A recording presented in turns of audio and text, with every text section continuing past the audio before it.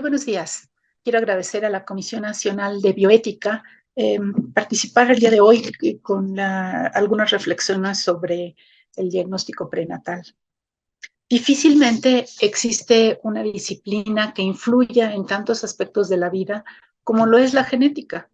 El principio de la vida, el comportamiento humano, el envejecimiento y desde luego la salud y la enfermedad no pueden separarse de los avances de la genética.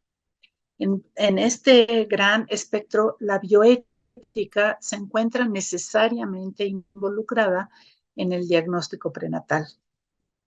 Entran en juego los conceptos de persona, calidad de vida, sufrimiento extremo o grave discapacidad que se discuten desde una perspectiva compleja que es la vida antes del nacimiento y colocan al diagnóstico prenatal en el centro de una intensa discusión bioética, social, médica, religiosa y política.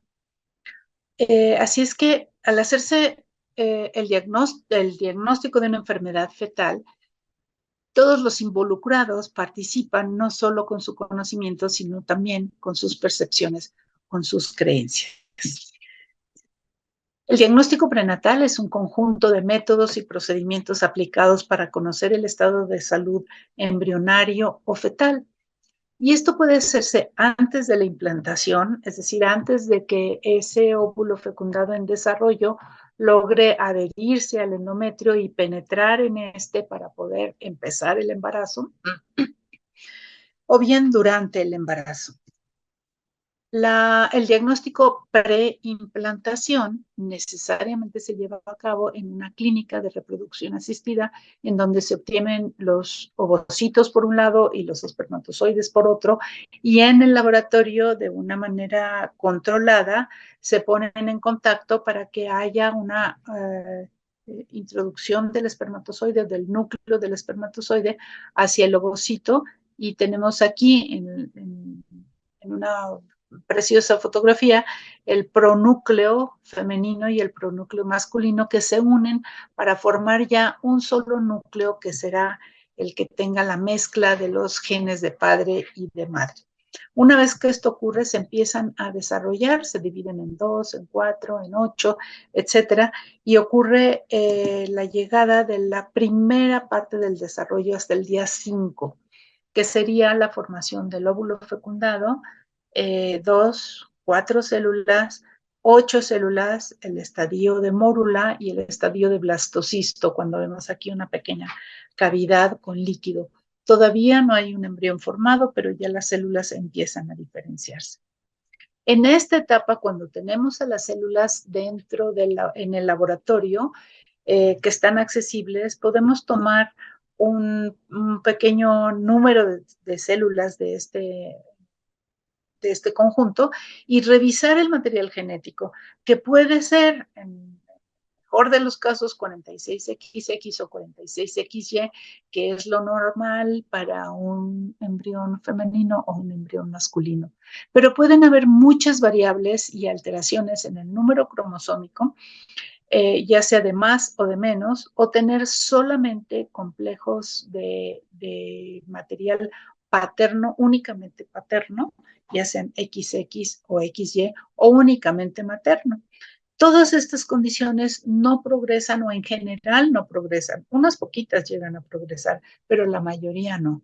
Al principio de la gestación, cerca del 50 o 60% de los embriones tienen una alteración cromosómica detectable. Por ejemplo, si ocurriera solamente la presencia de material paterno en un ovocito donde el material genético materno queda expulsado o inactivado y solo el paterno puede progresar, entonces se forma lo que se llama mola completa, en donde no hay embrión, pero sí hay la formación de estas pequeñas vesículas llenas de líquido que no tienen nada que ver con el desarrollo embrionario ni van a poder generar a un embrión. También puede ser que esto se desarrolle como un coriocarcinoma, un cáncer que puede ser muy agresivo, que penetra en el tejido materno más allá de los límites de lo que hace una gestación normal y puede llegar a los pulmones de la madre o a otros tejidos, incluso cobrar la vida de la madre, siendo un tejido con características malignas que puede llegar a ser muy agresivo. Entonces es importante no perder de vista que si bien todo ser humano inicia con la fecundación de un ovocito, la mayoría de los cigotos no culminan en la generación de un ser humano. Entonces no podemos decir o aceptar que un ovocito fecundado sea una persona o sea un ser humano. Que de hecho considerar cuándo un óvulo fecundado es una persona va más allá de la biología, es más bien una pregunta en el terreno de lo metafísico o de lo religioso, si se quiere, pero no de la biología.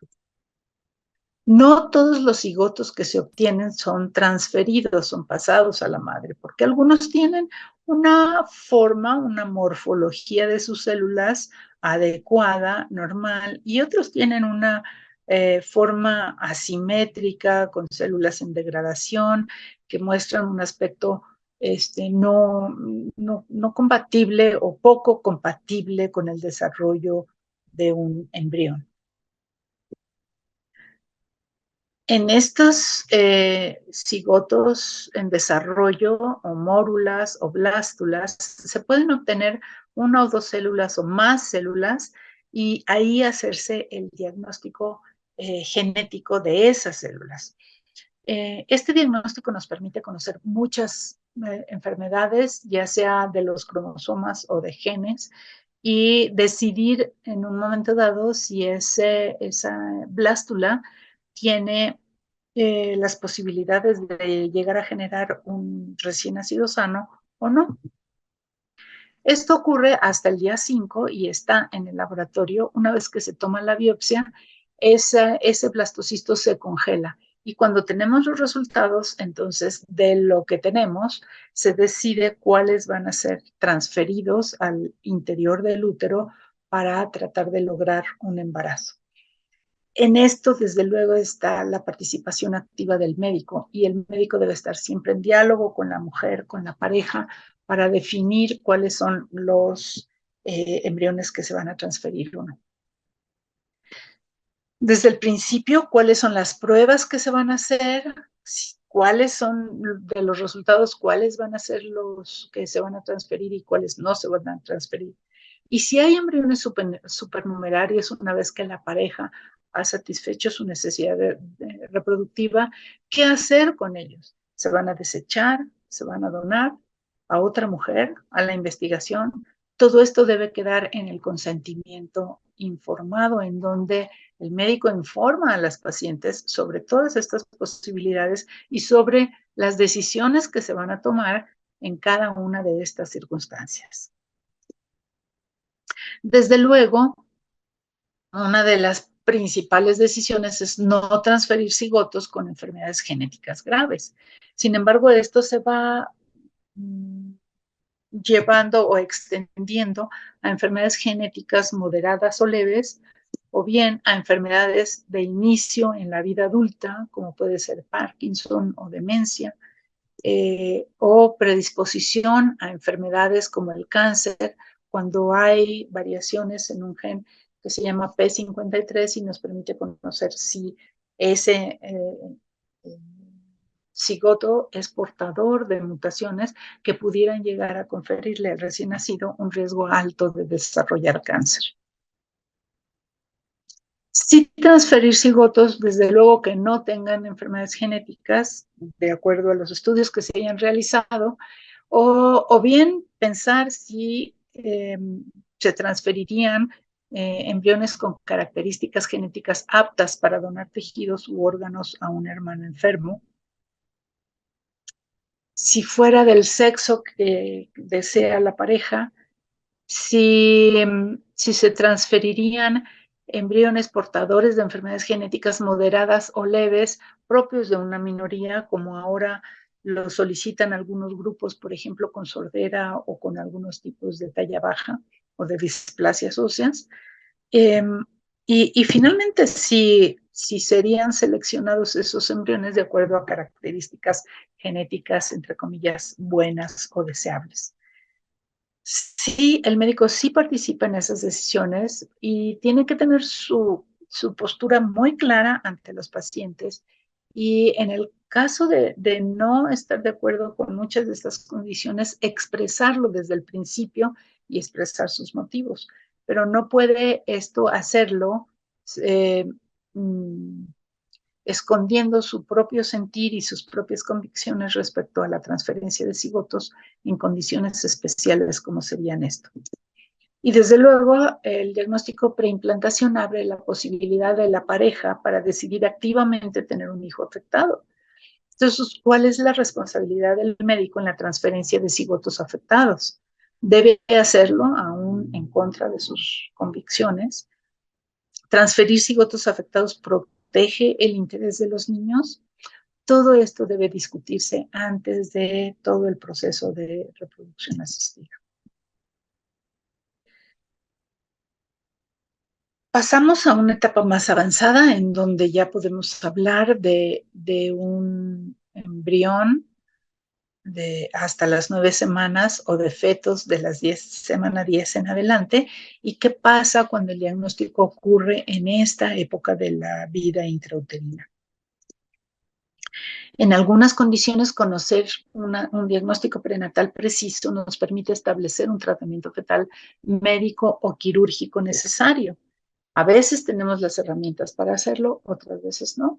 En la mayoría de los casos, no se cuenta con un tratamiento y las alternativas para los padres suelen ser prepararse para tener un hijo enfermo o interrumpir voluntariamente el embarazo.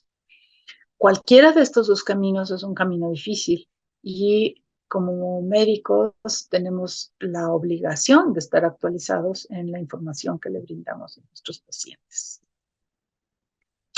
Debe ser una información científica, actualizada, laica e imparcial. Las opciones médicamente accesibles y disponibles deben discutirse con ellos, que estén dentro del marco legal del lugar en donde estamos ejerciendo y que no sea sesgada, que sea empática con las creencias, convicciones, cultura o religión de las pacientes. Sin embargo, aquí permea también pues las creencias, las convicciones, la cultura o la religión de los propios médicos o del personal de salud que esté manejando a la paciente. En cuanto al tema del aborto, que es un tema muy amplio en el cual no voy a entrar más que someramente, podemos decir que personas con integridad moral pueden analizar cuidadosamente este tema y llegar a conclusiones completamente diferentes sobre el aborto, sin que esto signifique de ninguna manera que se haya socavado su integridad moral o que su punto de vista sea malvado, estúpido o ignorante. Considerar al aborto desde una perspectiva laica es importante cuando somos los médicos los que estamos brindando la información. Desde el punto de vista de la religión católica, que es la más común en nuestro país, no hay diferencia sustancial, sino de desarrollo entre el primer momento, o sea, el de la concepción, y el momento del nacimiento. Por lo tanto, no es aceptable ningún aborto provocado aún en caso de riesgo de muerte materna. Sin embargo, si hablamos desde el punto de vista de una ética médica laica, como sostiene el doctor Rui Pérez Tamayo, algunos creyentes tienen perfecto derecho a vivir de acuerdo con sus convicciones, pero no tienen ningún derecho a imponérselas a los que no las comparten. Entonces, este tema es importante abrirlo con los pacientes y que el médico que siente que está traicionando a sus propias convicciones, pues debe hacerse a un lado y dejar que el resto del grupo médico que tenga una perspectiva laica pueda tratar a las pacientes en estas condiciones. El eje es la paciente. La paciente durante la gestación está en posición de decidir si acepta o no transformar su vida en aras de atender a un futuro hijo que tendrá necesidades complejas, frecuentemente costosas y a largo plazo. También podrá valorar el recibir lo que de ese futuro hijo emane en términos de amor, crecimiento, reflexión y generación de cambios positivos, tanto a nivel familiar como a nivel social. De la valoración de su propia y particular circunstancia, cada mujer decidirá lo que considere mejor para el feto, para su núcleo familiar y para ella misma. Y el médico tiene la obligación de acompañarla, de asesorarla, de presentar la información, pero finalmente la mujer decidirá qué pasos van a seguir una vez que se ha diagnosticado una enfermedad fetal específica. ¿Qué tienen que ver? ¿Qué factores tienen que ver o influyen fuertemente en la decisión de interrumpir el embarazo por enfermedad fetal?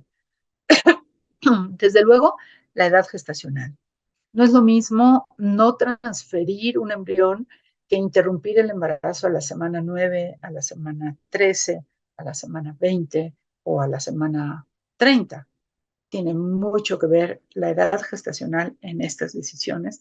Desde luego, la gravedad del padecimiento en cuestión, las expectativas de vida, la calidad de vida esperada, la posibilidad y accesibilidad al tratamiento, así como el marco legal y local. El diagnóstico tiene mucho que ver, así como la edad gestacional, y aquí estoy poniendo un ejemplo sobre anencefalia, pero igual podría ser con padecimientos que no son tan severos como la anencefalia. Podría ser una trisomía 13, por ejemplo, en donde los recién nacidos pueden llegar a vivir unas semanas o incluso tal vez unos meses, o enfermedades leves como podría ser un paladar hendido o una cardiopatía congénita no grave. Entonces, tienen que ver esto en las decisiones tanto de la mujer como las decisiones del médico frente a la interrupción del embarazo en estas condiciones. Cuando es por enfermedad fetal, generalmente se realiza a la semana 20 por las implicaciones médicas, emocionales, éticas y legales que pudieran llegar a surgir, dado que el límite de viabilidad está alrededor de la semana 20 o un poco después. Y en caso de interrumpir un embarazo antes de la semana 20, el feto nace sin vida, pero después de la semana 20 puede llegar a nacer vivo a la semana 24 o 26, puede llegar a nacer vivo y entonces nos enfrenta a la decisión de tener que darle todo el soporte para seguir adelante desde la terapia intensiva o bien no hacer nada o mandarlo a cuidados paliativos, considerando que su vida tiene pocas posibilidades o ninguna de poder llegar a desarrollarse de alguna manera adecuada. A eso nos enfrentamos con el aborto tardío, cuando el diagnóstico se establece después de la semana del 20 de la gestación. ¿Qué ocurre? ¿Es aceptable o no es aceptable? ¿Qué debemos hacer? ¿En qué condiciones sí? ¿Qué tan grave puede ser? ¿Debe ser una enfermedad como para considerar que ese feto no debe continuar adelante, no debe continuar con su desarrollo porque se enfrentaría a una situación de sufrimiento extremo? En la Ciudad de México, el aborto por enfermedad fetal grave es legal sin restricción de la edad gestacional, pero por acuerdo médico ya dijimos que se realiza hasta la semana 20. En algunos otros países como el Reino Unido, Alemania, Francia y en la Ciudad de México, se acepta el aborto por voluntad de la madre hasta la semana 12, en otros países a la 24. De la semana 13 a la 20, se acepta el aborto por enfermedad fetal grave. Y en casi todos los países se acepta la interrupción del embarazo en cualquier edad gestacional cuando está en peligro la vida de la madre. Cuando hacemos un diagnóstico prenatal y vamos retrasando las fechas para que llegue a la semana 22 o la 24, y en ese momento hacemos un diagnóstico de una enfermedad grave, sí hay una responsabilidad médica en dilatar o llevar a cabo el diagnóstico cuando ya hemos rebasado las posibilidades de realizar un aborto dentro de lo que legal y médicamente está permitido. En el aborto tardío, Cuando se hace después de la semana 24, se considera un delito porque es una ofensa matar a un feto, del cual podría esperarse razonablemente que sobreviviría días, semanas o tal vez meses fuera del cuerpo de la madre. Así es que nos cuestionamos si puede ser aceptable terminar con la vida de un feto o de un neonato con una enfermedad fetal grave. Quienes están involucrados en estas decisiones serían los médicos, ginecobstetras o pediatras de la terapia intensiva, que son los que tendrían que manejar la vida de este feto o de este recién nacido. Para tratar de ver cuáles eran las ideas, los conflictos y las creencias en las decisiones que se toman al final de la vida en el cuidado perinatal. Hicimos una investigación hace unos años junto con el doctor Rubén Lisque, el doctor Álvaro Loría y la doctora Asunción Álvarez del Río, y hicimos una investigación sobre la visión de los proveedores de salud en México, incluyendo médicos, especialistas en ginecobstetricia y neonatología, enfermeras y trabajadoras sociales que tienen mucho que ver con las decisiones que toman los padres. No hay un consenso, es una de las conclusiones. No hay un consenso acerca de cuáles son las decisiones que se deben tomar ante un feto o un recién nacido gravemente enfermo. La mayoría del personal de salud reconoce la autonomía de los padres. Sin embargo, las convicciones del médico tratante siguen teniendo, obviamente, una gran importancia en las decisiones relacionadas con la vida del feto o con el recién nacido. Cuando se analizó la opción de qué se decidiría sobre cuidados paliativos contra cuidados intensivos para un bebé que enfrenta una situación letal, los que optaron por paliativos consideraron eso porque tuvieron como prioridad el sufrimiento del bebé, mientras que los que optaron por cuidados intensivos consideraron esto porque ponen a la santidad de la vida en primer lugar y aún antes del sufrimiento del bebé. Entonces, sí, la condición de las convicciones del grupo médico sí tiene que ver con las opciones que se ofrecen en mayor o en menor medida a los pacientes. De tal suerte que las decisiones en el diagnóstico prenatal tienen que hacerse basadas en información científica y actualizada, pero desde luego involucran como eje central al paciente, la autonomía del paciente, que en este caso es la madre o la madre y el padre cuando hablamos de recién nacidos, y tienen que ver con todos los aspectos bioéticos que hemos desarrollado alrededor de la etapa prenatal, la legislación que se tiene a la mano y desde luego las creencias del médico y su condición para abordar la información científica y actualizada. Esto se plasma en un documento que se llama consentimiento informado, en donde todos los aspectos relacionados con el diagnóstico prenatal, la calidad de vida, la gravedad del padecimiento, las condiciones de la paciente y su entorno familiar deben de ser considerados y discutidos necesariamente. Muchísimas gracias. Si quieres ver más eventos y cursos así, seguir nuestros ciclos de videoconferencias y conocer más sobre bioética, dale me gusta al video, suscríbete y activa las notificaciones.